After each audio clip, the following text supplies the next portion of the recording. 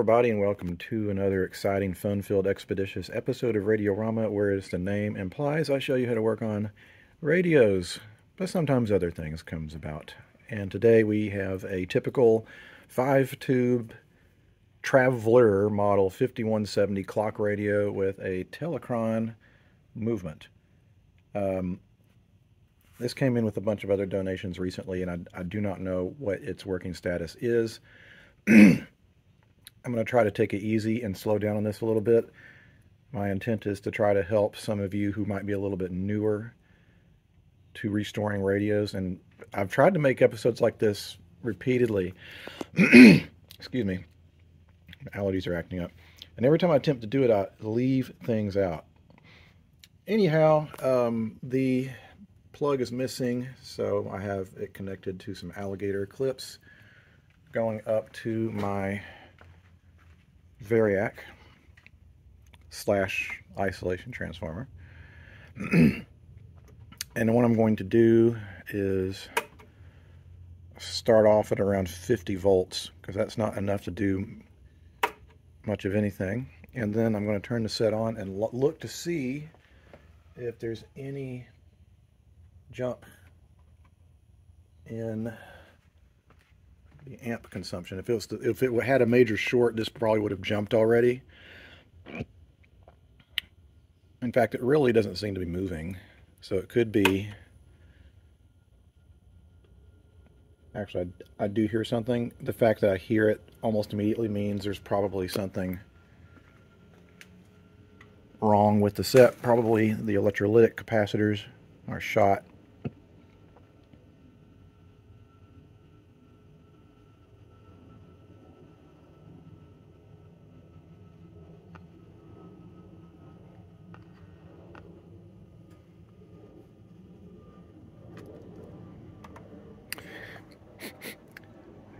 Might have just fried something in there. For being a beginner video, I just did something you're not supposed to do, which is if you hear humming like that, you need to cut power immediately, because probably that's shorted electrolytic capacitors. We'll get into like what that means. Let's take the back off and take a looky-loo inside. Alright, so here's the back. I've already removed the screws that held it on. This is a much better quality back than I see on many radios where they're made out of cardboard. This is made out of pegboard material, which is much more durable. And I'm guessing the antenna is probably connected to the back, which it is. And what do I see inside? I see a tube that has apparently come out of the socket. That's probably why it wasn't doing anything. It's weird that it was making any noise, period. Just for giggles, I am going to put the tube back in. I want to see if this thing at least has filament. Got a lot of tubes with Trav-ler written on it. They didn't make their own tubes. They probably had someone else do it. But they all say Trav-ler, except for that one. That says tongue salt. So one of these tubes has been replaced. At least one of the tubes has been replaced in its history, because it's unlikely that you'd go to the grocery store and request Trav-ler tubes. They probably didn't sell them. You'd get something else like General Electric or RCA or whatnot. So I'm going to put that tube back in there and re-plug it in and see if it has any life. And we got the tube back in its socket. Let's go ahead and give it some power. And I see filaments.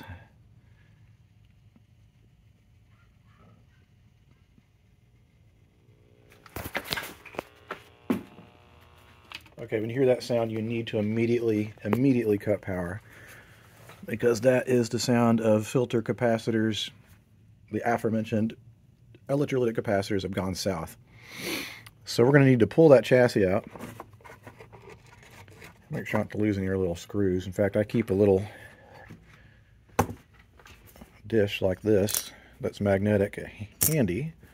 You can put all the parts on it and not have them roll away, which they do inevitably anyway. I think I'm going to desolder this so it makes it easier for me to get at this. And then we're going to pull the chassis out and take a look underneath. Alright, so I pulled the chassis, and it has one. This thing has one of these annoying designs where that clock is going to have to come out in order for me to work on this more effectively, because does it? Let me take a look here.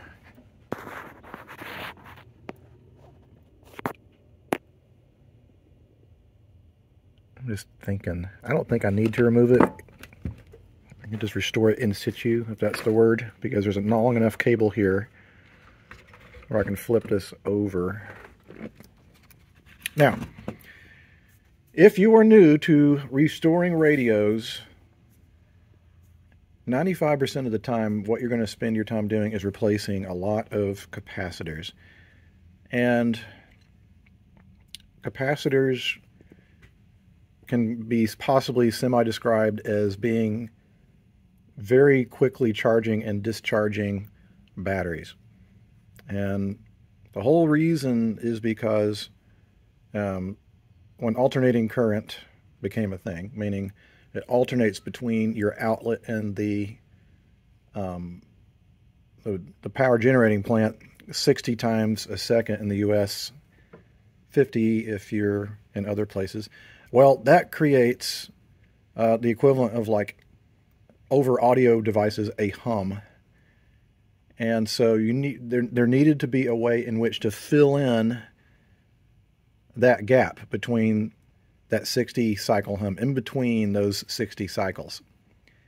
And so what capacitors do is they more or less charge up and discharge in between those 60 cycles. And so you get a consistent flow of power to the set without it being interrupted. And you also need to use them to quieten things down. That's why they call them filter capacitors. It filters out that AC noise. That sound that we were hearing, that was the sound of 60 cycle hum, known affectionately in the radio collecting community as motorboating.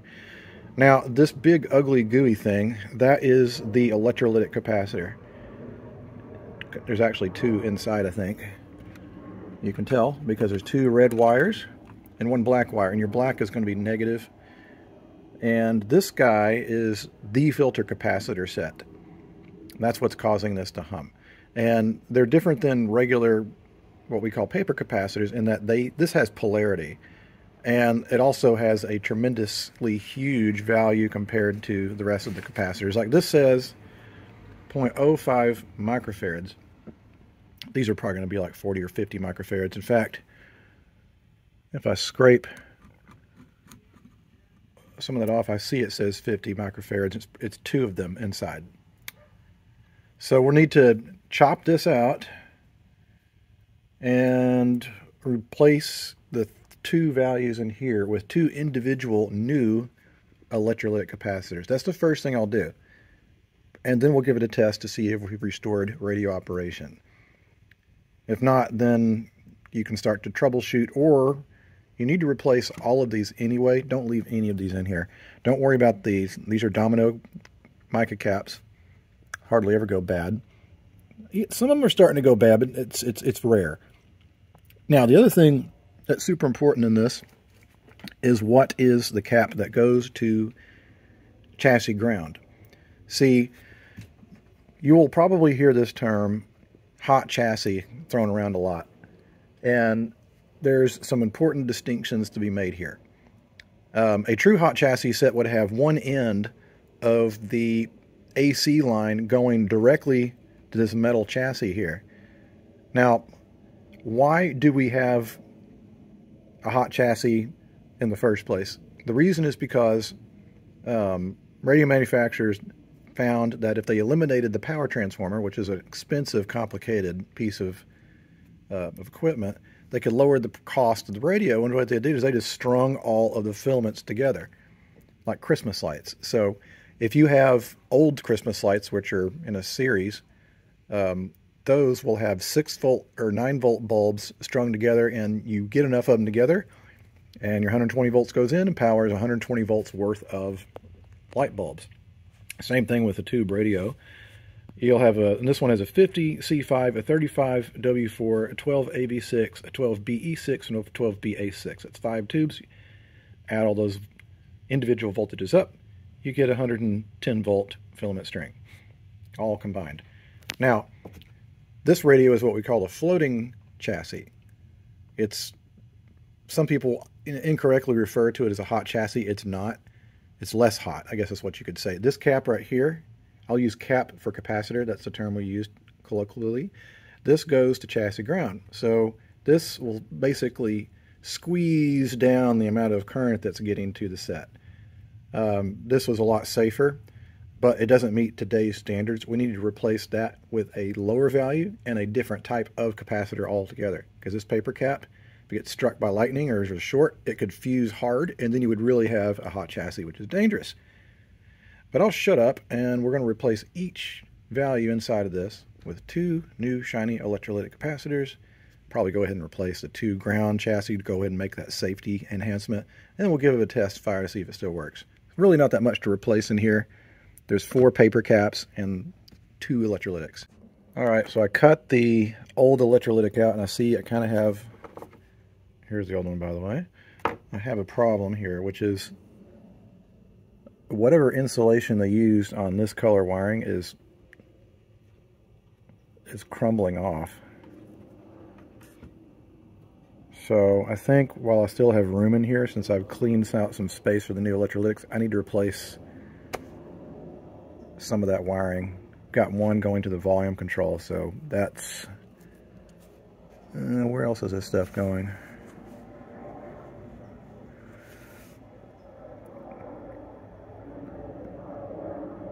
I don't think any of that wiring has particularly any noticeable amount of voltage, but I still want to replace it because if those touch, then you're going to have catastrophic radio performance and or possible fire hazard situations going there. Sometimes I don't bother if the wires are, physically isolated from one another and they're not touching anything and they're not going to move. But these are all kind of like twisted together. We got to replace those. Okay, we got those wires replaced.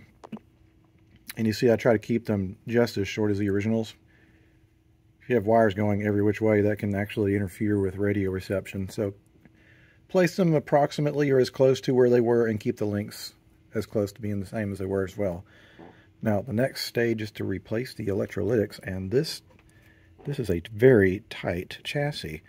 So we need to attach new caps to the positive and negative leads of the old one. And one here. And there's one really close to it right here. And then common negative is like here.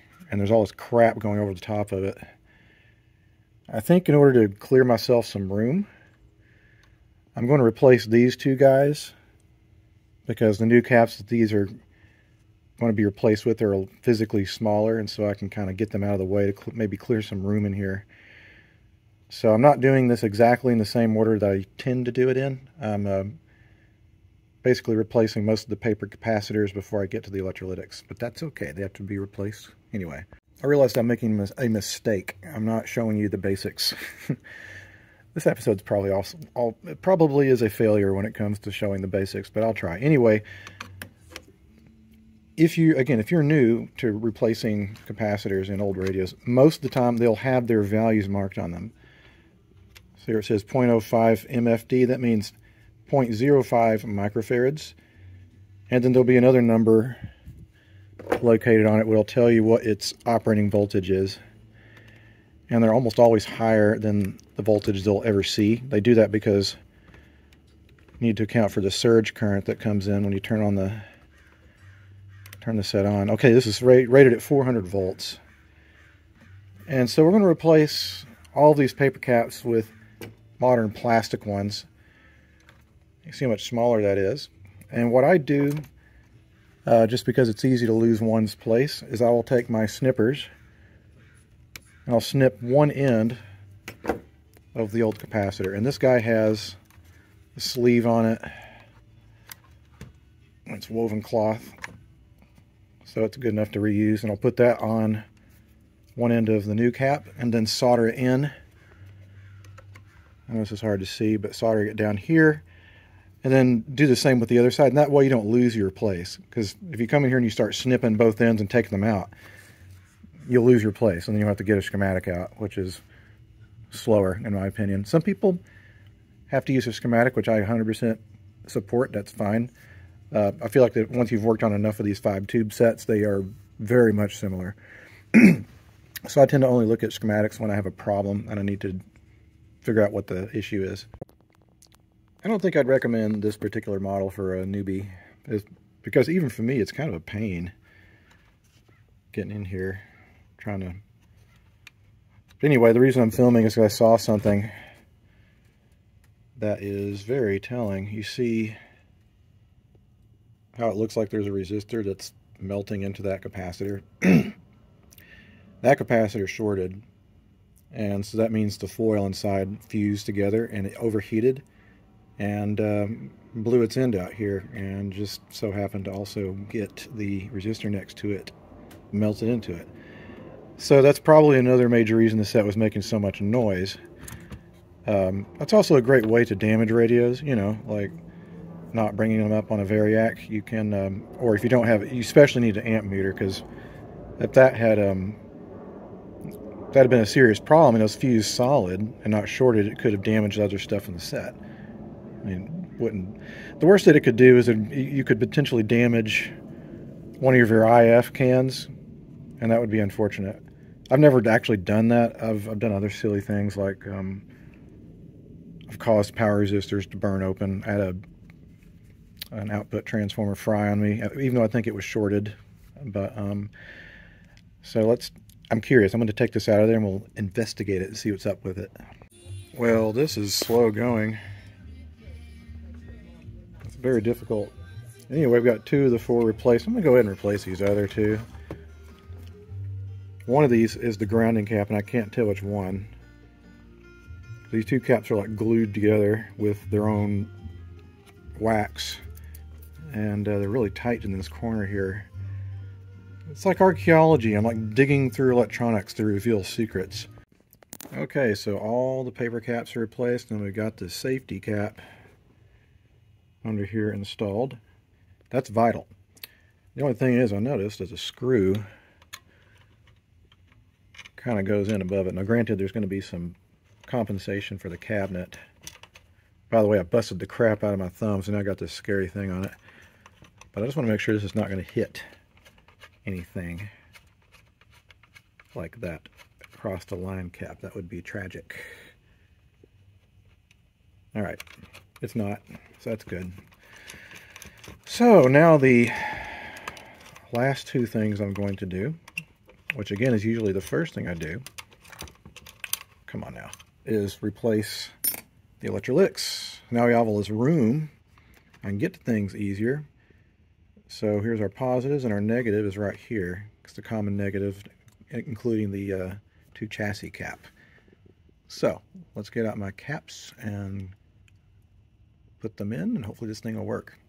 A little more effort on this than I thought. I thought it would have been recapped by now. Okay, this is all recapped now. Also, I had to replace another wire. One of the antenna wires was crumbly. It's weird, certain whatever dyes they used in some of the earlier rubber insulated wire, or even the later plastic stuff, it seems like certain dyes caused the insulation to deteriorate quicker. So I'm not sure if there's chemicals that were used to make the dyes that caused that, but it's very noticeable. It's usually, for some reason, reds and greens crumble worse than I've ever seen. Alright, it is the moment of truth. Let's go ahead and set the radio to on. Give it a little bit of volume. Make sure the tubes are good and tight in their sockets. And then we'll throw the switch. And unless something pops immediately, we should get some result out of this. Do we have helmet? Yes, even though the tubes are dirty, I can see. And no funny noises so far.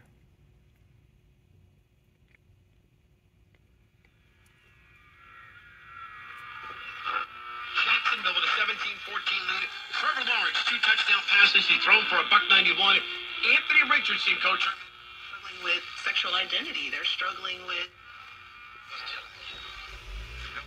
Easton it might be a little... There you go. It's actually a pretty sensitive radio, and I haven't even cleaned any of the controls yet, or tested the tubes, but I don't think I need to because they seem like they're perfectly happy. I am going to clean the top of the chassis and the tubes, and oil and clean all the bearings up here. I'm going to clean the volume control, and then I'm going to add the oh-so-famous and controversial audio input feature, which is, if you're new to radio, this is all new to you. I'll show you how to do that and do it safely, because there is some safety considerations when it comes to these even neutralized floating chassis. We need to make sure that the user is completely isolated electrically whenever they're going to plug anything into this. This chassis really cleaned up. I also like the fact that it's galvanized and it's not cadmium plated. It's not nearly as toxic. So now that we've got the tube sockets and the chassis clean, I'm going to clean and lubricate the bearings up here. We have a bearing in the front. You see these little ball bearings? That's for the tuning condenser. You want to get those lubricated. And then likewise, we want to put a few little drops. It's still pretty stiff. What else is this turning? Oh, there we go. Sometimes it takes a little bit of time for the oil to work its way in. Doesn't hurt to put just a little bit more. Not too much though. Yeah, that feels a lot better. Much better. Maybe put a little drop behind here if I can get back here. There we go. Don't want to get it on the speaker. Yeah, that feels as smooth as butter now. That's what we want.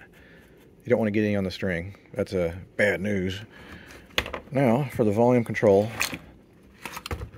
what we want to do is clean the surface of the wiper here. You see that? Well, that over time will get dust bunnies in it. And so I use out my favorite tool of all time, which I should not be spraying around my pitiful tomatoes that tomato plants barely grew this year. But we're going to spray it with WD-40. So we just fill that cavity up, WD-40. And then you work it in a little bit. And then it's like brushing teeth. We're going to rinse it now. That removes all the debris, floods it out, and now it's not only turning smoothly, but it should be clean. It was pretty clean to begin with, but I just do it anyway. And so that's it for the basic electronics of this guy. Actually, I need to cut that ground wire out of there. I forgot to do that. And then we'll bring it over to my safety rig to see if we have too much current going to this chassis. Our limits at the museum are very, very low. So it's probably going to be low, but again, we have to follow our safety protocol. Okay, so here we are. We have line out at a calibrated for 250 volts, or millivolts AC. And this is going to my multimeter, which is set at 2 volts AC. I'm not the person that came up with this math. The engineers that are at the museum did. So our threshold on that is basically 7/10 of a volt on the 2 volt setting. And we're going to touch it with this probe to chassis. And it says 0.07, so not even a sixth. It could also be the neutral side. So let's flip a switch, reverse the polarity. 0.03 on that side. So this set it passes with flying colors, so that's good. That's sometimes a difficult thing, especially if it has more than 5 tubes, because sometimes they would ground the grids on those types of radios for some reason, of which I'm not sure of. So we've passed the next step, and the last step is going to be adding the oh-so-famous audio input device. So let me take this back over to the bench, and I'll show you how that's set up. Alright, it's time to add the oh-so-famous audio input feature. And what we're going to do is make a way in which you can temporarily cut the radio signal coming in from the IF transformer to the volume control, which is going to be this guy. And how do I know that? Well, what we're going to do is feed audio in through the volume control. Essentially, we're still going to use the set's built-in amplifier section, but the radio part of it can be temporarily disabled through a switch. And so one side of the volume control goes to ground or negative, and the other side goes to the incoming IF signal. And seeing here we have one side of the volume control going through this wire to chassis tells me that's the negative side. And so that means by default the top of the pot, which is here, that's where we need to add a switch. So probably I can remove that wire entirely. We'll run a skinny little wire like this through the back, and it'll basically be mounted on the wooden panel, and you can turn the signal off and on. And then what we're going to do is we're going to run a stereo 3.5 millimeter jack cable, but since this is not stereo, what we'll do is we'll put in the right and left channels through either side of a pair of 33 ohm resistors twisted at the ends, and the negative goes to the other side. This is a isolation transformer. All it really means is the windings and ratios in it means that it can effectively isolate the user from any current. So the ratio is basically 120 volts in and 6 volts out. Basically it's a wall wart, and you can use a wall wart. It'll work perfectly the same, do the same exact thing. So we're going to run the audio through the secondary of the transformer, and then we're going to run either side, like the positive and negative, off this to either side of the volume control. There's 3 legs. It's not easy to see on this, but it's like you're only looking at the top and the bottom, and the bottom, you know, is the one that goes to chassis ground. So our positive will go to the top of the volume control, which is this here. But there's a few things I need to do before I can install it, and there's one thing I hate doing because it's easy to damage stuff, is I'm going to drill a hole here. I think I'm going to do it on the side of the chassis. There's nothing for it to really hit. And then I'll put a rubber grommet in there. And then I'll tie a knot in the cord. And then I'll come and we're going to install the ISO right here. That's the only place in this chassis, because it's cramped, that I could find. I see why it's so cramped, because they had to make this really narrow to fit along with the clock. And then we'll run the switch wire. Hopefully there's an existing hole, because it's skinny, that I can use. If not, I'll have to drill another hole, but no biggie. So let me get out my drill. We'll drill the hole here, put in the grommet, and then it'll be time to assemble this setup. Okay, so I'm trying to get this to where you can see it. Camera's going out of focus. So we have our secondary coming in, the right and left channels going to the secondary part of the primary, and then we have some wires that's going to connect to the volume control. Yes, they're too long, but I tend to install this, then I'll cut to measure, and then the last bit of that wire will probably be long enough for the switch cable to come out. Okay, so we've got our isolation transformer glued to the side here. I'm going to apply some glue over the top of it just in case it ever comes loose, which it shouldn't because I'm using Gorilla Glue. We have temporarily disconnected the radio signal, and we have cabling running to the top and bottom of the volume control. And I have my little Bluetooth plugged in. And so we have clean audio.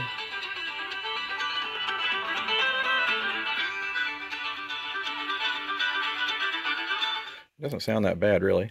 It's pretty clean. Okay, so now I need to install the switch wire so that we have the ability to turn the radio signal off and on.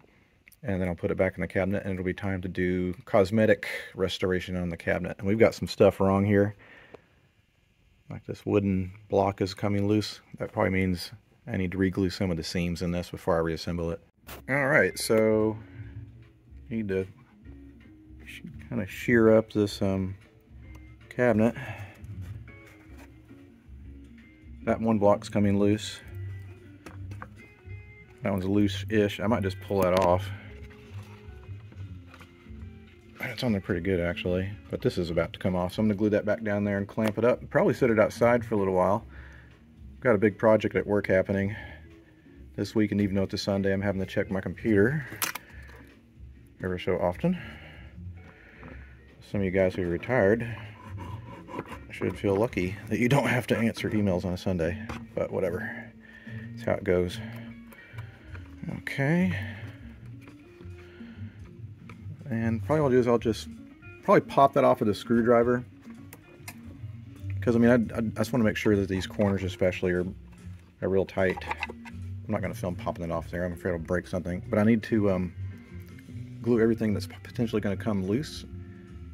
Get some clamps and sit it out in the hot sun. It'll probably cure in about an hour. Alright. Turned out a lot of the cabinet was loose, so I wound up having to partially dismantle it and re-glue it. Especially this entire corner was coming loose. So I'm going to let this dry for a little while. And then later, we will clean up the cabinet and do a final reassembly. In the meantime, I've got other radios to work on, so this can just sit here and cure while I continue another project. Okay, we got the radio all back together again, and now it's time to start cleaning it up. It's a little grimy. I'm not going to use any Old English on this. This is a blonde finish, so I'm going to use clear liquids, but I need to clean it up. It's kind of grubby. So I'm going to use a little Gojo, because that works wonders on finishes, and then we're going to follow up probably with some lemon oil and some beeswax and maybe some car wax. Alright, you can see what a difference just using a little hand cleaner on this made. It's a Clock. I mean, this finish, when it's clean, actually is pretty nice looking, but blonde, the problem is that you got a light finish like that, it's very UV sensitive, and if you set something with a clear finish like that, the UV just damage it really badly. So what we need to do now is clean the knobs, because they're kind of gross, and need to polish those guys up too, and then we need to maybe polish that up a little bit. I'm going to go over this with, I wish it didn't have these dents here, that sucks, but it is what it is. I'm going to go over it with some beeswax, and then let that soak in for a little bit, then buff that off, and then use some car wax. Alright, next what I'm going to do, I've gone over it with some beeswax. I'm going to use some Carnauba car wax. That'll buff out the finish and make it shiny again, because these did come from the factory. It's pretty shiny. This is also a cleaner wax, so it'll further remove more crud from the surface. I'm going to do all the paint on this these bezels and stuff, and do the finish. And usually I use a mechanical buffer, but this is such a small radio, I don't feel like getting that out and having to clean it again. So you just go over it several times and then buff it out, and it'll get cleaner and shinier with each pass. Alright folks, she's all back together again, all polished up and playing music through my Bluetooth.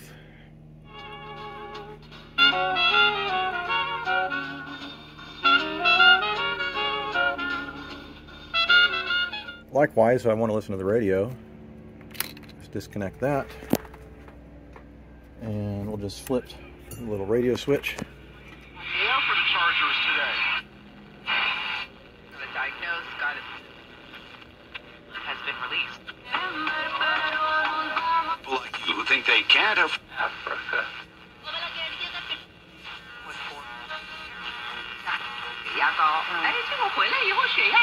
Not bad, not bad at all. It's very sensitive. What I'm going to do is, now that it's all buttoned up inside the cabinet, and that means that all the components underneath the chassis and on top are going to reach their maximum operating temperature. At some point, I'm going to let this play for... I'm starting to extend the amount of time I break these in. I've had 1 or 2 sets over the last year that came in. The owners had them maybe for, I don't know, a couple months, and then something failed. I mean, it's not... I'd probably do 150 radios a year, so it's not a horrible batting record. But if I can avoid people bringing stuff back, I'll try. And so I'm just going to let this run probably for the rest of the day today, and maybe even tomorrow. And if it still works, then I'll call it probably good enough to go, because that means that all those components will have been operating at their peak operating temperatures for extended periods of time and are not thermally breaking down. If something does thermally break down, I'll catch it, and then I can fix it here versus later. All right, folks, thanks so much for watching. I hope you learned a thing or two, and hopefully I'll get this video up at some point. I've been very bad at getting videos up for some reason. So I'll see you guys next time. Adios.